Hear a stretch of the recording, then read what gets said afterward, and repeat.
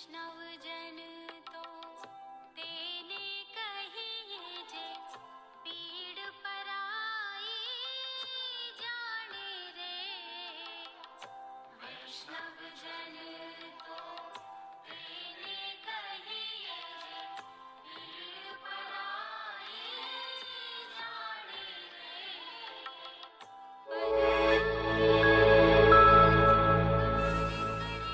वास्तव में कितनी सही बात है। कोई भी व्यक्ति हमारा मित्र या शत्रु बनकर संसार में नहीं आता। श्री हमारा अयोध्या धाम व्यवहार, की जय हमारे हो, शब्द सरजू ही मैया हमें की जय हो। ऐसा आइए प्रकट देखिए, कराते आपको दर्शन कराते हैं। सरयू तट पर जो संत भगवान घास की कुटियों में रहते हैं, एकदम एकांत जंगल में भयंकर ठंडी पड़ रही है चारों तरफ। कई दिन से सूर्य भगवान के दर्शन नहीं हुए हैं। इस समय कपड़ों से ठंडी नहीं बच पाती है बिना अग्नि के। अग्नि को जलाकर हाथ पैर सेकते हैं तब ठंडी बचती है। अभी इतनी भयंकर ठंडी पड़ रही है कि एक संत भगवान जो बहुत वृद्ध थे ठंडी के कारण, वो पधार गए हैं, शालिग्राम दास जी महाराज।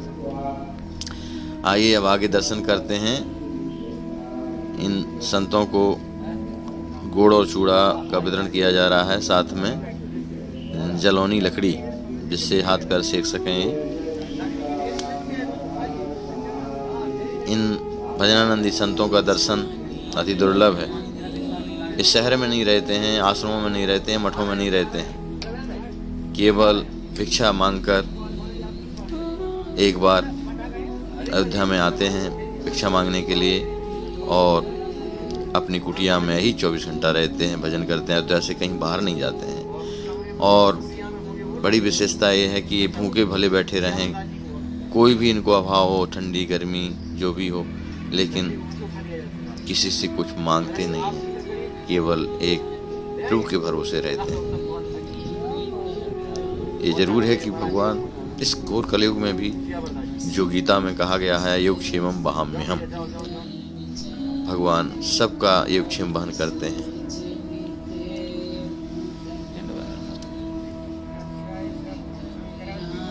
यहाँ तक कि इनका भाव देखा जाता है कि अगर दूर इनको बुलाया जाए, महाराज जी आप हमारे यहाँ आइए, हरिदास जी आएंगे सामान नहीं? देंगे, नहीं जाएंगे। इसलिए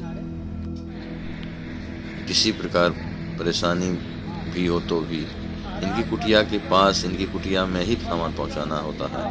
एक एक कुटिया में अलग अलग जाकर भगवान की बड़ी कृपा है उन लोगों पर जिनका तन इसमें लग रहा है, जिनका धन इसमें लग रहा है, जिनको ठाकुर जी ने प्रेरणा करके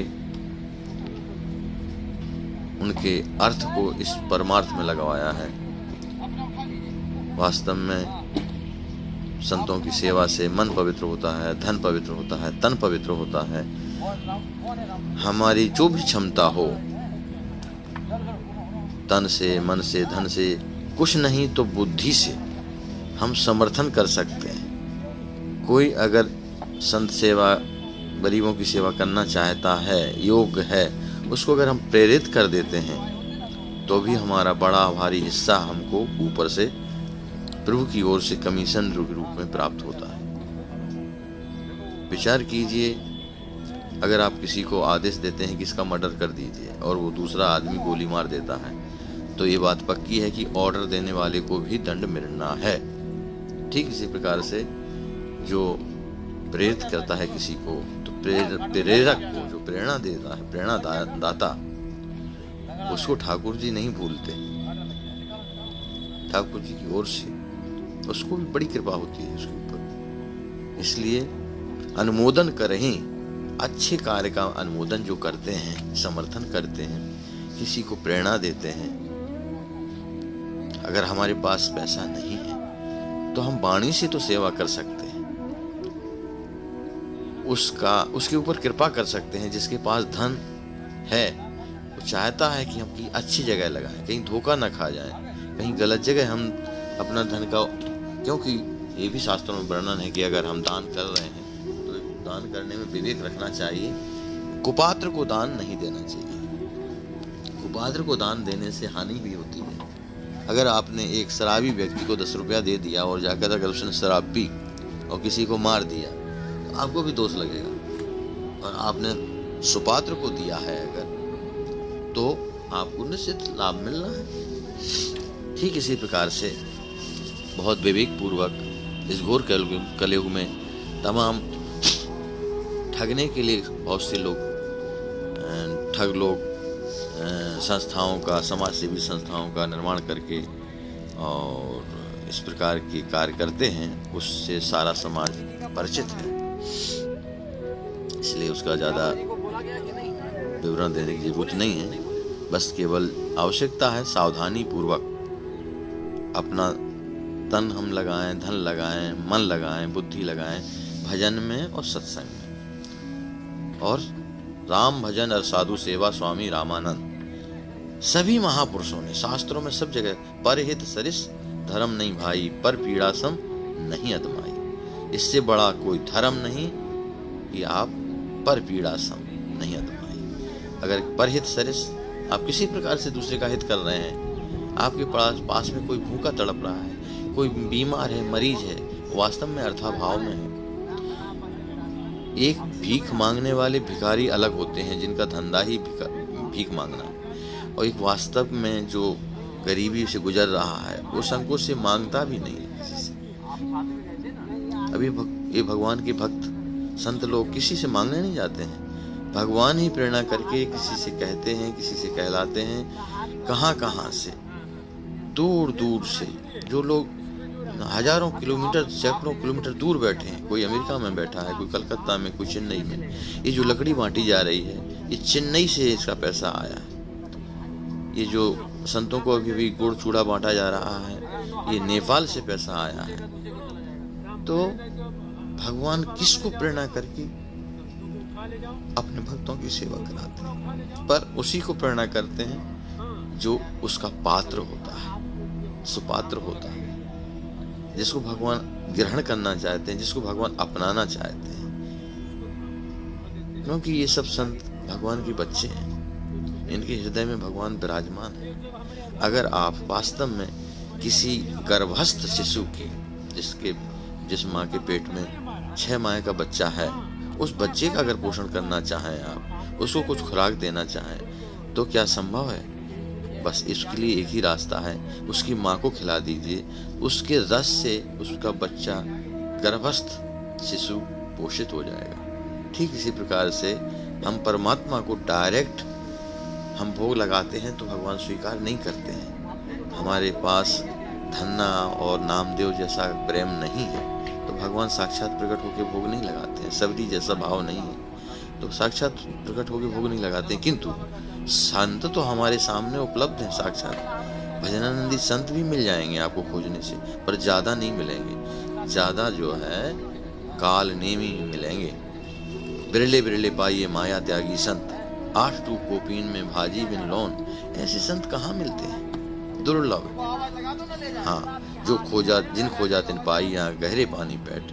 आप खोज कीजिए, मिलेंगे आपको। धरती कभी वीरों से खाली नहीं होती, धरती कभी भगवान के भक्तों से खाली नहीं होती। सती हो वो त्रेता हो, द्वापर हो, कलयुग हो। कलयुग में तो बड़ी कृपा है, कलयुग में तो भगवान बहुत जल्दी अपनाते हैं। भक्तमाल इसका प्रमाण है। भक्तमाल में कथा भरी पड़ी हुई है भक्तों की, और संतों की सेवा से भगवान कितने जल्दी प्रसन्न होते हैं, ये भक्तमाल से सीख सकता है कोई भी साधक। ये हमारे फक्कड़ बाबा के दर्शन हो रहे हैं। बड़े विलक्षण संत हैं, ऐसे संत देखने को नहीं मिलते हैं। इनका नियम है, जो भी आएगा उसको राशन को बना के खिला देना है। और इनकी प्रसिद्धि है खास तौर से कहाँ पर, गरीबों में, जो भिखारी हैं, गरीब हैं, भूखे हैं, जिनको साधन नहीं है और जिनको 9 बजे भोजन चाहिए, वो यहाँ फक्कड़ बाबा के पहुँच जाते हैं और यहाँ लाइन लग जाती है भोजन करने वालों की। और इनका नियम है, कहीं बैंक नहीं जाते हैं, न कहीं बैलेंस करते हैं, न सुरक्षा करते हैं धन की। बस जो आया ठाकुर जी ने भेज दिया उसको इनको खिला पिला देना है। इनका सवेरे से 4 बजे से भोजनालय, ये स्वयं भोजन बनाते हैं। पहले वृंदावन में संत सेवा करते थे, अब यहाँ पर मुरारी बापू ने देखा इनका भाव तो इनका आश्रम बनवाया था, ये मुरारी बापू ने ही बनवाया था। और इनका नियम अखंड चलता रहता है, धामवास करते हैं, कोई आडंबर नहीं है। जैसा आप दर्शन कर रहे हैं, कोई छिपाव नहीं है। ये भगवान के दर्शन हो रहे हैं हमें फक्कड़ बाबा के यहाँ। ये बड़ी छावनी के पीछे इनका छोटा सा आश्रम है, इनका गुरुदेव का दिया हुआ। देख रही है सामने आग ही भगवान के सामने रखी गई है, ठंडी भयंकर पड़ रही है। अभी हम दर्शन कर रहे हैं। आश्वासन सेवा ट्रस्ट के सब परिकर लोग संतों की कुटिया पर लकड़ी पहुंचा रहे हैं, गुड़ चूड़ा पहुंचा रहे हैं। ये सब एकांत में जंगल में रहते हैं, इनके जल्दी दर्शन ही नहीं होते हैं। केवल 1 घंटे के लिए लोग अयोध्या में आते हैं और 4-5 मंदिरों से भिक्षा लेकर के चले जाते हैं। बाकी के इनके दर्शन दुर्लभ हैं। जब तक इनको खोज के इनकी कुटिया पर नहीं पहुंचेंगे, इनके दर्शन नहीं मिलेंगे। बस इनका काम एक ही है, नाम जप। कोई 1 लाख नाम जप कर रहा है, कोई 2 लाख नाम जप कर रहा है। भजन से ही मतलब है। जीवन का सार दे धरे करे फल भाई, भजी राम सब काम ब्याही। इन्होंने सारे काम बिहा दिए, सब छोड़ दिया। किसी मठ मंदिर में नहीं रहते हैं लोग, बस अपनी घासी कुटिया में। जब बाढ़ आती है तो बेचारे कमर बराबर जल में डूब करके आते हैं भिक्षा लेने, पर अपनी कुटिया नहीं छोड़ते हैं। सर्दी हो, गर्मी हो, तूफान है, ना बिजली है, ना पानी है, कुछ नहीं, पर अपना भजन की संपत्ति जो इन्होंने पकड़ी है, भजन की कमाई इन्होंने जो पकड़ी है राम नाम की, उसे नहीं छोड़ते हैं। आइए अभी हम पहुंच रहे हैं उन महापुरुष के पास जो 110 वर्ष के हैं। इनसे आप पूछेंगे तो अंग्रेजी काल की बातें बताते हैं, सारे आंखों देखा हाल सब याद है उनको अभी तक। और इन्हीं के लगाए हुए ये सारे पेड़ पौधे हैं, चाहे वो दालचीनी हो, तेज पत्ता हो, अनेक प्रकार के पेड़ पौधे हैं, जामुन है, आंवला है, आम है, और हजारों की संख्या में गुलाब के पौधे लगे हुए हैं। अपने हाथ से सींचते हैं, गुड़ाई करते हैं। शरीर देखने में लगता है कि इतना मेहनती शरीर बना रखा है कि 100 साल 110 साल के लगते ही नहीं है। ये सब इस भीषण गर्मी में जब कपड़ों से काम नहीं चलता है, केवल आग ही एक सहारा रहता है। ऐसी भीषण ठंडी में अयोध्या में गर्मी भी बहुत पड़ती है और ठंडी भी बहुत पड़ती है, क्योंकि ये एकदम सरजू किनारे बसे हुए हैं। यहाँ और ज़्यादा ठंडी लगती है शहर की अपेक्षा। इनको सबको ये जलाऊ लकड़ी वितरण की जा रही है।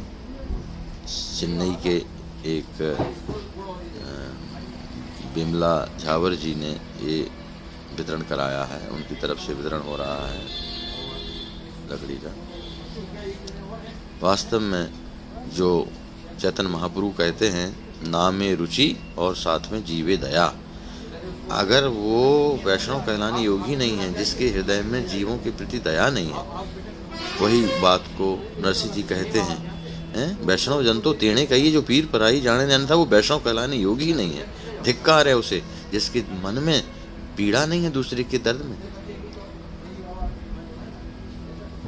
जो चीज गोस्वामी जी कहते हैं, पर पीड़ा सम नहीं अदमाई और पर हित सरिस धर्म नहीं भाई।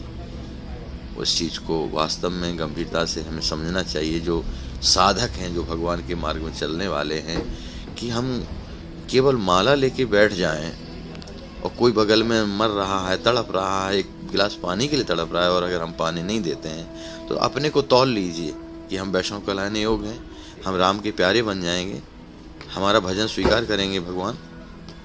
कितना महत्व है भक्तों का, संतों का, कि गोस्वामी जी जिसके लिए कहते हैं कि तुलसी जाके मोहन ते धोखे निकसत राम, ताके पग की पगतरी मेरे तन को चाम। विचार कीजिए राम नाम का कितना बड़ा महत्व है।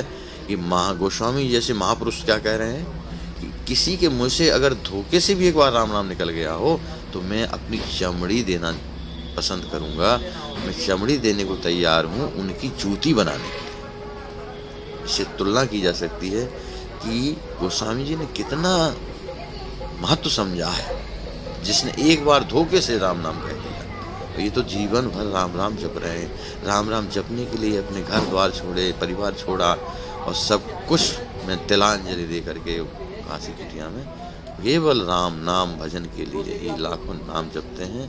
कोई मतलब नहीं है दुनिया वालों से। भगवान ने भेज दिया तो स्वीकार कर लिया, नहीं भेजा तो अपने संतोष धन इनके पास है। वास्तव में हम लोग बड़भागी हैं जो ऐसे संतों के दर्शन हो रहे हैं। ये सब आजकल बहुत संख्या में ऐसे संत दिखाई नहीं पड़ते हैं। हाँ, कुछ हैं थोड़ी मात्रा में। अयोध्या है, चित्रकूट है, वृंदावन है, जनकपुर है। कुछ संत भजनानंदी अभी भी हैं जो खोजते हैं, उनको दर्शन हो पाते हैं। अन्यथा आते हैं यहीं अयोध्या में दर्शन करने आते हैं, आए अपने 4 व्हीलर से आए, होटल में ठहरे, बड़े बड़े मंदिरों के दर्शन किए, चले गए। उन अभागे लोगों को कहें कि अभाग्यवान लोग कहें, उनको इन संतों के दर्शन कहाँ मिल सकते हैं जब तक कि इनकी कुटिया में, जंगल में नहीं जाएंगे। ये सब बड़भागी हैं जिनका तन पसीना इनकी सेवा में लग रहा है। अपने हाथ से कुटियों में लकड़ी पहुंचा रहे हैं, सामान पहुंचा रहे हैं। वो भी धन्य हैं जो इसमें धन खर्च कर रहे हैं, वो भी धन्य हैं जो अपने शरीर से सेवा में सहयोग कर रहे हैं। जो जीवन का तन धारण करने का दे धरे कर फल भाई, भजिए राम सब काम बिहाई।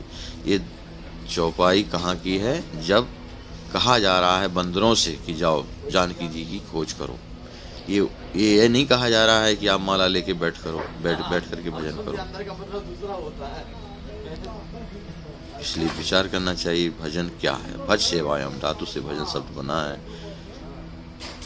सेवा ही भजन है, चिंतन ही भजन है। नाम जप करना, माला लेके बैठना भजन है, पर नाम जप हम सेवा करते हुए भी कर सकते हैं। माला लेके बैठने के बाद फिर हम सेवा नहीं कर सकते हैं, केवल भजन कर सकते हैं, पर सेवा करते हुए नाम जप कर सकते हैं।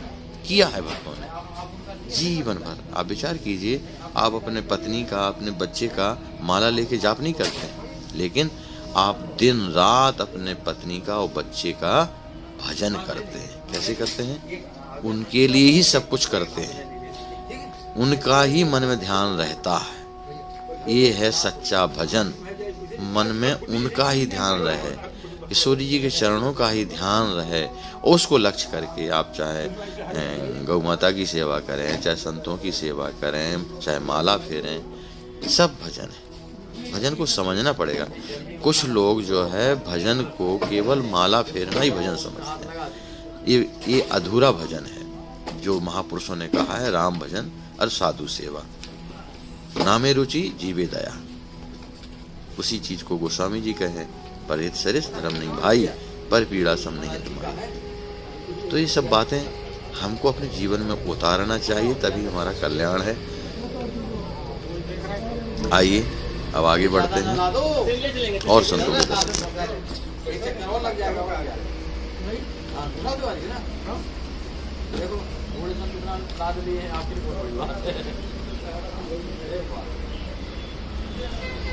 लक्ष्मण जी का विमान है।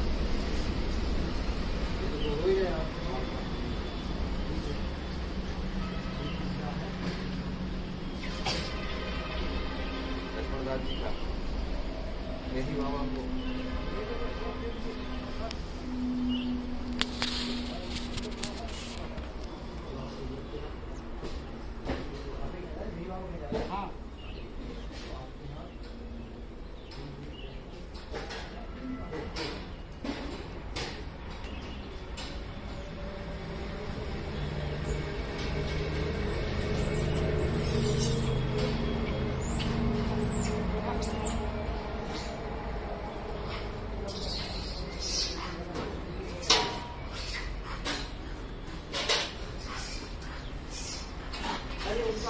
रामकिशोरदास जी का।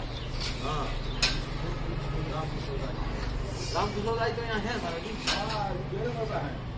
यहाँ में होंगे? तो खबर करा दें उनको। जाना पड़ेगा। तो ऐसा करो फिर रिक्शा में रख लो, है ना? रिक्शा में रख लो। ठीक है। बंद करो।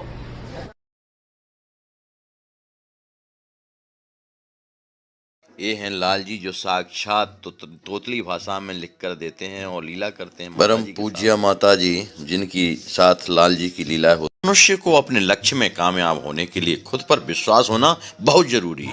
वैष्णव जन तो आप यह जो दृश्य देख रहे हैं, ऐसे आज भी हजारों तड़पते ईश्वर अल्लाह से मना रहे हैं कि अब मैं जीना नहीं चाहता, सहा नहीं जाता, मुझे ले चलो। आइए, अगर आपके दिल में ऐसों के प्रति दर्द है तो ट्रस्ट के साथ मिलकर अपने अवकाश प्राप्त समय का दान देकर अपनी बौद्धिक योग्यता का, अपने धन का सच्चा सदुपयोग करके इनका दर्द मिटाएं और उस परम पिता परमेश्वर अल्लाह गॉड का प्यार प्राप्त करें। जिंदगी व संपत्ति तो एक दिन हमें छोड़ना ही है, तो क्यों ना हम अपने हाथ से ही उसका इन दुखियों की सेवा में सदुपयोग कर महान ने पुण्य के भागीदार। पराई जाने रे वैष्णव जन तो। आप यह जो दृश्य देख रहे हैं, ऐसे आज भी हजारों लाचार वृद्ध अस्वस्थ हालात में पड़े हुए तड़पते ईश्वर अल्लाह से मना रहे हैं कि अब मैं जीना नहीं चाहता, सहा नहीं जाता, मुझे ले चलो। आइए, अगर आपके दिल में ऐसों के प्रति दर्द है तो ट्रस्ट के साथ मिलकर अपने अवकाश प्राप्त समय का दान देकर अपनी बौद्धिक योग्यता का, अपने धन का सच्चा सदुपयोग करके इनका दर्द मिटाएं और उस परम पिता परमेश्वर अल्लाह गॉड का प्यार प्राप्त करें। जिंदगी व संपत्ति तो एक दिन हमें छोड़ना ही है, तो क्यों ना हम अपने हाथ से ही उसका इन दुखियों की सेवा में सदुपयोग कर महान ने पुण्य के भागीदार बने।